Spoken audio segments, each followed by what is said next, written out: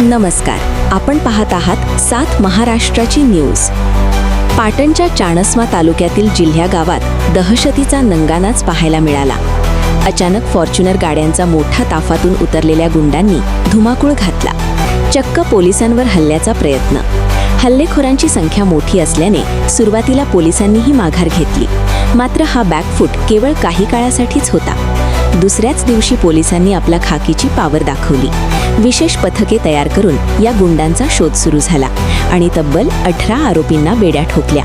ज्या गावात या गुंडांनी दहशत माजवली होती त्याच गावात पोलिसांनी त्यांची कडेकोट बंदोबस्तात धिंड काढली।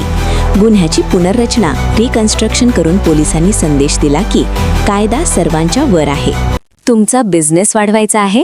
मग आता काळजी सोडा। 7 महाराष्ट्राची न्यूज चॅनल घेऊन आले आहेत खास तुमच्यासाठी डिजिटल मार्केटिंग ऑफर्स। फेसबुक आणि इंस्टाग्राम ॲड्स फक्त 199 रुपयांपासून। वेबसाईट लिस्टिंग, तुमचा बिझनेस हजारो लोकांपर्यंत पोहोचवा, तेही फक्त 199 रुपयांमध्ये। कॉम्बो ऑफर, या सर्व सेवा मिळवा फक्त 499 रुपयांमध्ये। आजच संपर्क करा आणि तुमचा बिझनेस ग्रो